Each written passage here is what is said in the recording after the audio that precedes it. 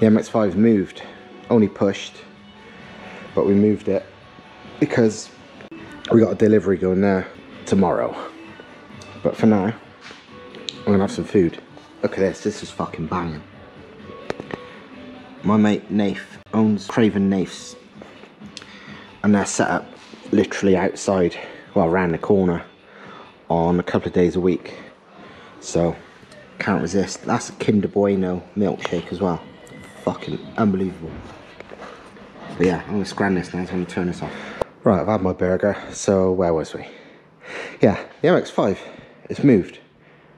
Only temporarily, we pushed it here because we gotta get something in there tomorrow. But anyway, MX5's here. It's currently had a nose job. I got a small universal bonnet vent off eBay, like a tenner. Fitted it backwards so it would cover the holes in the bonnet I had to cut for the oil cap and the cam belt. It's currently stuck down like this because I used various things. It came with 3M tape and that was no good.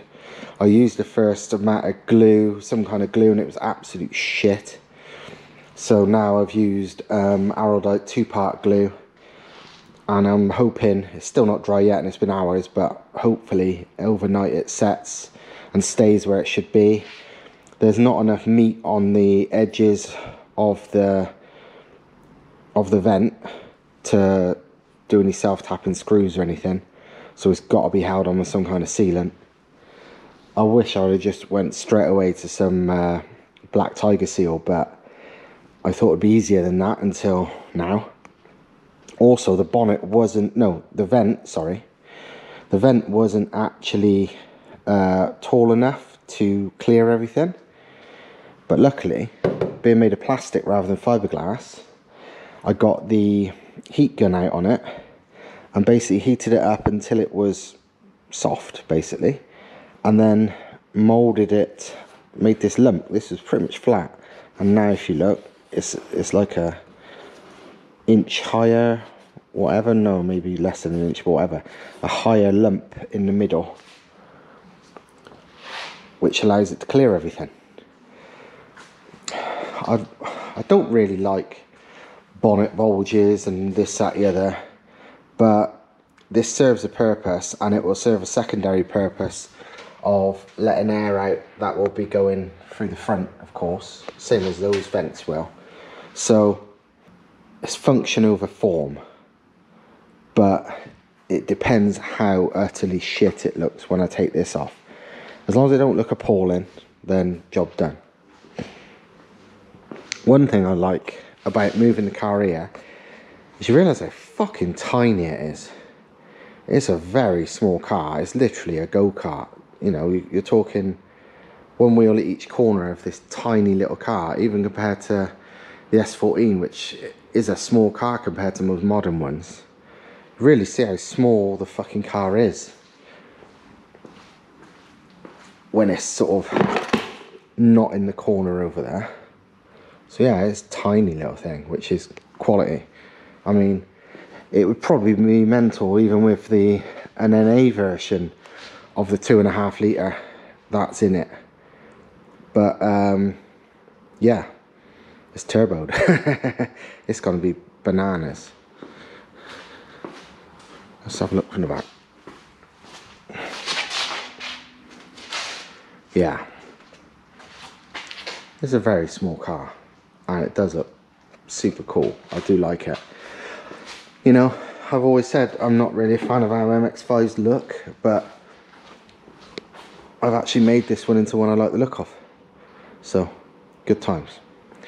In other news, this here's the base turbo that I'm going to send to America to Kent Barnes of Turbocharger Services, who is the guy who built the original hybrid CT26 for my Corolla, which, to be fair, was awesome. I mean, it is, wow, unless anyone can show me otherwise, it's the highest performing and therefore most powerful. I mean, like I've said before, the performance of that car, realistically, that Corolla was 450, 500 brake, and I've never seen another CT26 make that much power yet, proven, or that much performance even, because power means little because a dyno can read anything.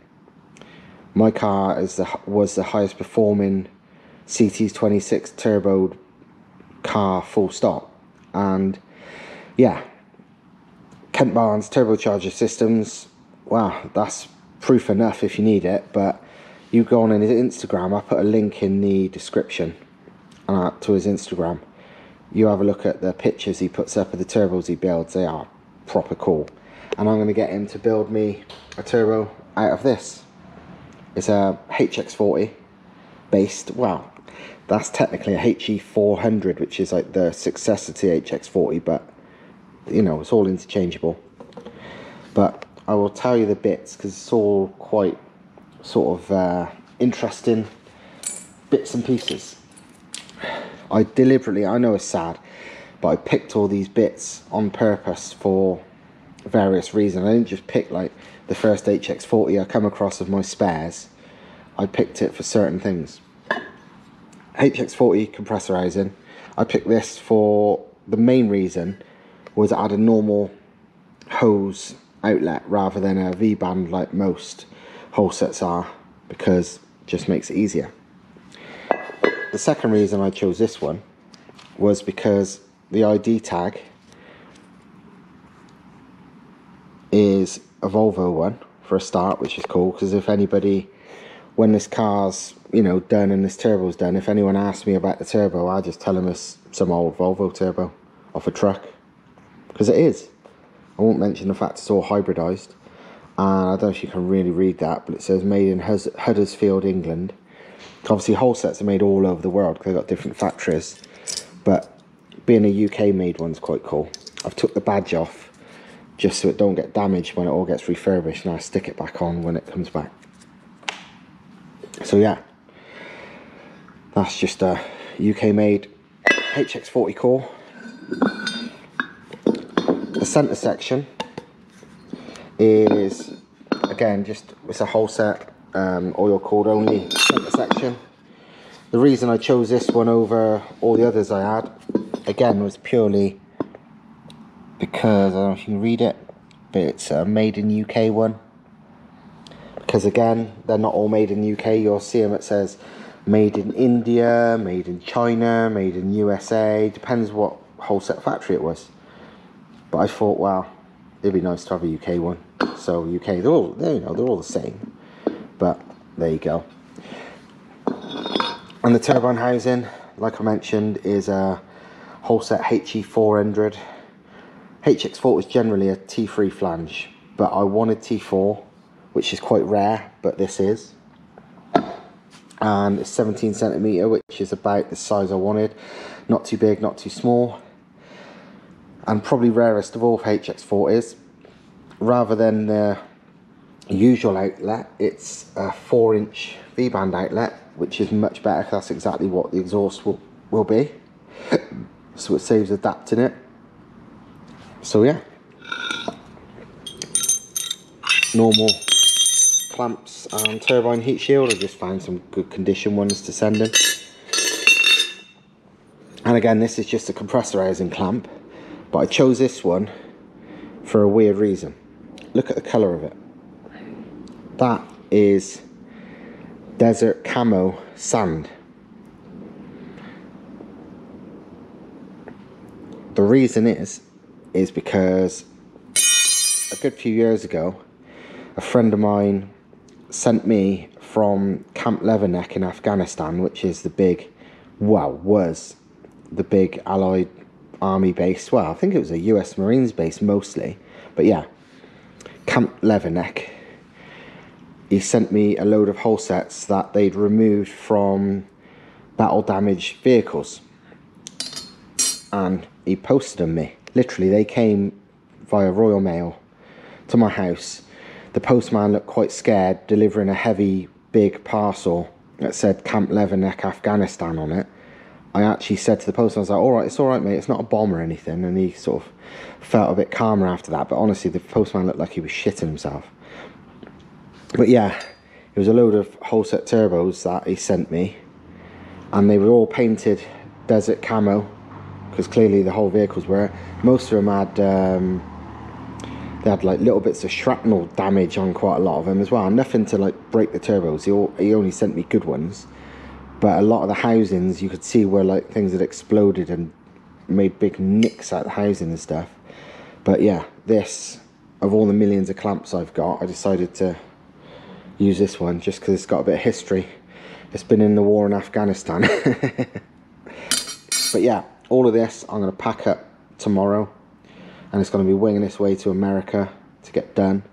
I know there's loads of turbo rebuilders in the UK, but considering it seems these days it's faster just to send things to and from America than it is to get stuff done in the UK, and seems no more expensive these days, if anything cheaper sometimes, and more to the point, I trust him, and I'm not really sure who in the UK I really trust to do turbos, especially custom ones like this, because what he's doing for me is a custom, what you'd call a 67, so a 67mm inducer compressor wheel and a 67mm exducer turbine wheel. They're both going to be whole set wheels, well, you know, whole set based. I think the turbine wheel is going to be a genuine whole set one that is going to modify the blades for like less back pressure, although 67's massive, so you know, not hugely needed. And on the compressor side, it's going to be an aftermarket super duper fancy billet thing that I no doubt he'll surprise me with, but I trust his sort of experience and judgment and skills. So I've basically said to him what I want. I need it to be a 67 at least, and I want a very high flow in turbine side. I suggested the aftermarket 10 blade version that you can get for these, but he doesn't like them for whatever reason, and he said he will modify a genuine whole set one, which is a 12 blade, to flow just as well, and he thinks it'd be better. So yeah, that's his shout on that. But yeah, just thought I'd show you before I send them off, and next time you see these will probably be in a few weeks once he's done, and you'll see all this completed as some super swanky turbo. So yeah, that's enough for tonight, and I am going home because it's dark. See you next time. Also notice this really old Eastern European modified motorbike, MZ, which is an Eastern European thing that they had some motorsport success in the 60s. I've honestly never heard of them because I'm not really into bikes, but this one has been modified a long time ago, I think. Good looking, because it's all very retro, for bike rallies. So it's got the trip meter thing, that's the, what do you call it, the pace notes, because obviously you ain't got a co-driver. So that's your pace notes, and you turn it to, you know, scroll the notes on. And yeah, it's been modified for off-road rallies, which is quite cool. It's a single cylinder, 2-stroke. I think originally it should be a 250, but I think this is like bored out 300 plus, I think. But yeah, there you go. Yeah, as well as it being tidy, Thomas has just been messing about. Well, he's going to get his S14 finished. Well, nothing's ever finished, but you know, done. And on the road again shortly, so we can make some videos and generally use it and have fun with it. And yeah, Thomas has been getting on with the crazy LSX turbo 1951 Ford pickup. There's going to be a lot of progress on this in coming weeks, because loads of parts arrive. So he's going to be fabricating the turbo manifolds, making the engine mounts, all that stuff. But already today, I think it's today, maybe yesterday as well, because he don't hang about, he started modifying the rear axle, beefing it up to be, I mean, there's a lot more to go. There's going to be bracing and crazy shit everywhere. But doing that and getting the rear suspension arms and everything sorted, obviously it's going to be arms there to there, adjustable of course because it's all rose jointed, there to there. You'll be able to adjust the position of the arms, look, you know, 6 different points there, 10 different points there. Obviously you can adjust front to rear. He's still debating what to do for the back. He's probably said, considering the use of, you know, it's not like some full on bloody record breaking drag car. It's a legit road car. It's probably gonna have just a panhard bar at the back, but he's not 100% yet. But yeah, it's fucking bonkers. Yeah, the shell is currently up in the air, so we can get on with all that. But it's still gonna have like the rear bed and the side steps and all that shit. It's gonna look, you know, like a 1951 truck, just mental power. So yeah, good times.